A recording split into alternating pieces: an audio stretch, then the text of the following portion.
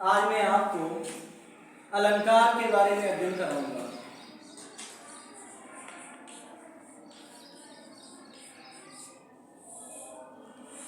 अलंकार अलंकार शब्द का अर्थ होता है आभूषण। क्या होता है? आभूषण।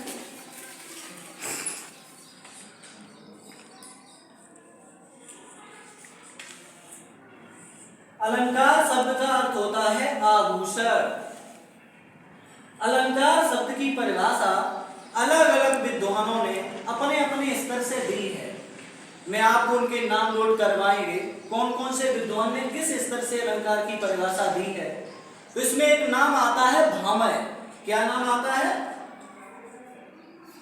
भामह। इन्होंने परिभाषा दी है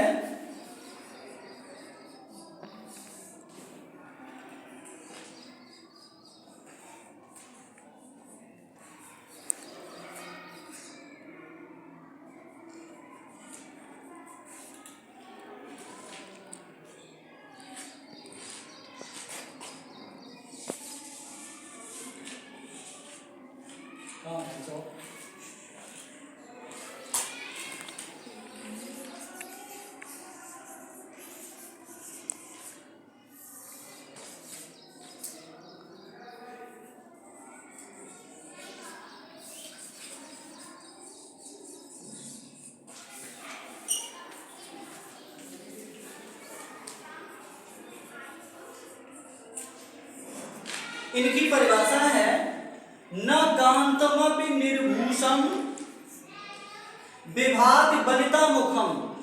यानी यदि आभूषण के बिना स्त्री मुख का भी सुंदर, स्त्री मुख भी सुंदर नहीं लगता। किनके बिना? आभूषण के बिना। ये परिभाषा दी है भामह ने। और एक और विद्वान है, उनका नाम है वामन। क्या नाम है? वामन। वामन ने अलंकार की परिभाषा दी है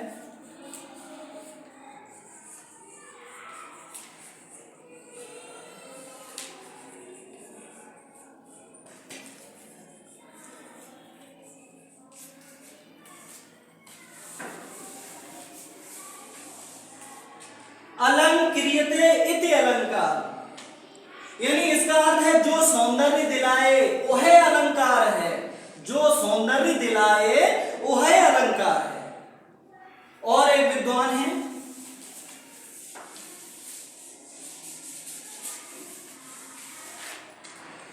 जिनका नाम है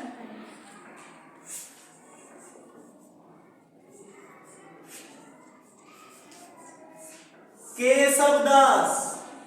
इन्होंने भी अलंकार की परिभाषा अपने स्तर से दी है।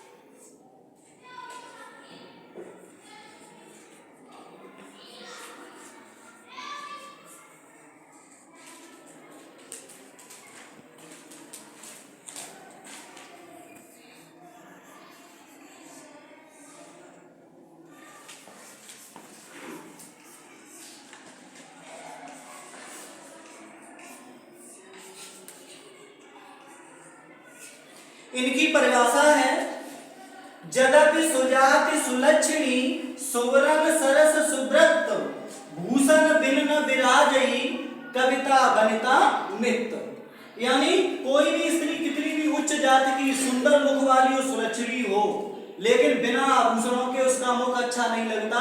ऐसे ही कितने भी अगर कोई भी कविता हो या तो उसमें अलंकार नहीं है तो उस कविता की भी शोभा नहीं होती है। और इसी तरीके से अगर आचरणवान मित्र नहीं है तो मित्र की भी तब तक पहचान नहीं होती है। सोना क्या वो सोना है जब तक दिखलाओ आँच नहीं। यानी जो दुख और सुख की कसौटी पर खरा न उतरे वह मित्र नहीं है। तो इसी तरीके से इनके बिना ये कविता और स्त्री और मित्र ये तीनों शोभा नहीं देते हैं।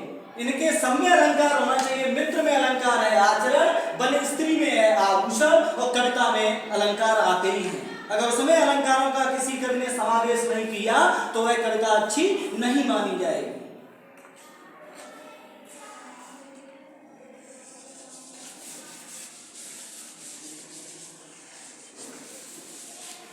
एक विद्वान हैं जिनका नाम है कवि दंडी।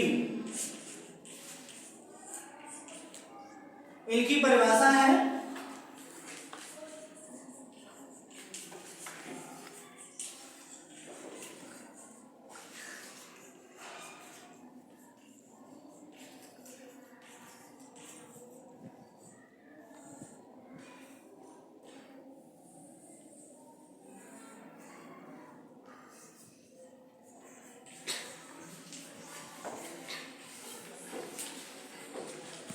काव्य शोभाकरान धर्मान अलंकारन प्रचक्षते, यानी काव्य की शोभा बढ़ाने वाले धर्मों अथवा साधनों को अलंकार कहते हैं। जो काव्य की शोभा बढ़ाएं उन धर्मों या साधनों को हम अलंकार कहते हैं। ये दंडी की परिभाषा है। तो अभी तक मैंने आपको अनेक विद्वानों की परिभाषाएं अलग अलग स्तर से बताई कि किसने अलंकार को किस रूप में माना है। अब बात हम अपनी आगे बढ़ाते हैं।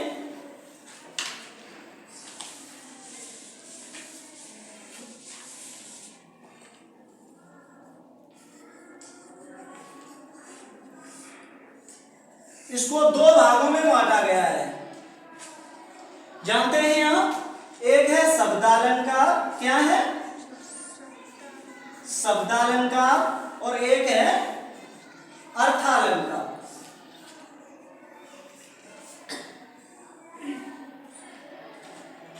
शब्दालंकार का मतलब है जहां शब्दों के माध्यम से चमत्कार पाया जाता है उसे हम शब्दालंकार कहते हैं, और जहां अर्थ के माध्यम से चमत्कार पाया जाता है उसे हम अर्थालंकार कहते हैं। आया समझ में? सर। तो शब्दालंकार में भी जो भाग हैं वो है यमक। कौन कौन से हैं? यमक, अनुप्रास और श्लेष। अर्थालंकार के भाग हैं, अरे भाई चौक लाओ,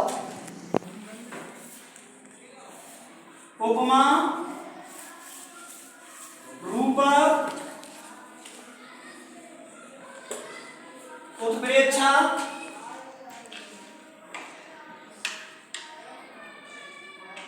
प्रतीक, भ्रांतिमान। उपमा, रूपक, उत्प्रेक्षा, प्रतीक, भ्रांतिमान, संदेह अलंकार, मानवीकरण अलंकार, ये और भी सारे हैं। इसमें अतिशयोक्ति अलंकार, यानी जिसमें वर्णन ज्यादा बढ़ चढ़ के किया जाता है। तो ये सारे अलंकार आपके अर्थालंकार की कैटेगरी में आते हैं। तो आज सभी का तो वर्णन नहीं हो पाएगा, स्टेप बाय स्टेप हम आगे बढ़ाते रहेंगे। आज केवल एक अलंकार की चर्चा करेंगे, यमक अलंकार। किसकी करेंगे? यमक अलंकार की।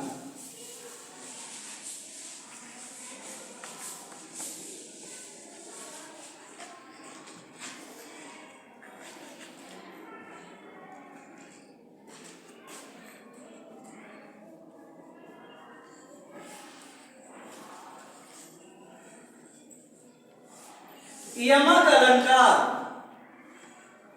इसकी परिभाषा है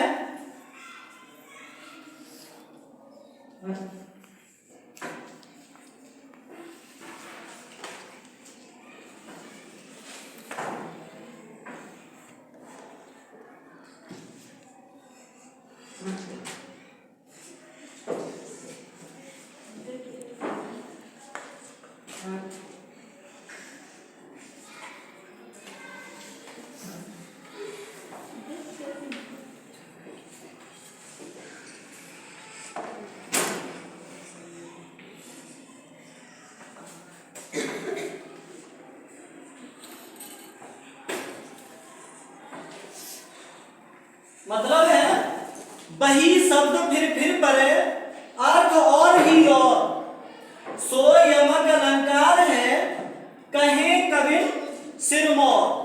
यानी जो शब्द बार बार आए लेकिन उसके अर्थ अलग अलग हों उसे हम क्या कहेंगे?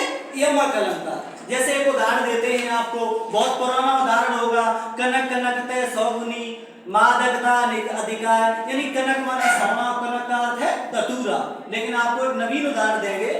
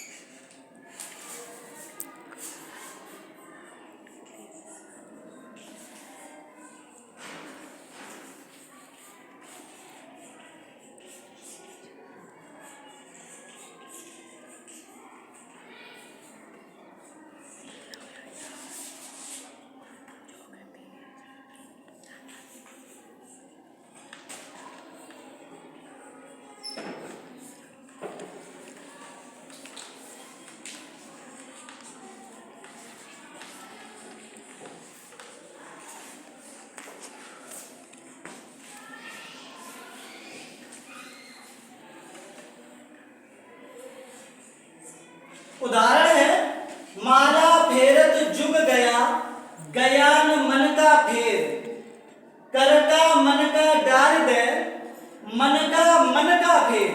आपने देखा होगा यहाँ पर मन का शब्द दो बार आया है, मन का शब्द दो बार आया है, लेकिन यहाँ मन का शब्द के अर्थ अलग अलग हैं। एक का अर्थ है माला का मोती, माला का मोती। बोलो बच्चों, समझ में आ रहा है? Yes sir. माला का मोती। और दूसरे मन का अर्थ है मन की भावनाएं। क्या अर्थ है? मन की भावनाएं। एक का अर्थ है माला का मोती, तो दूसरे का अर्थ है मन की भावनाएं।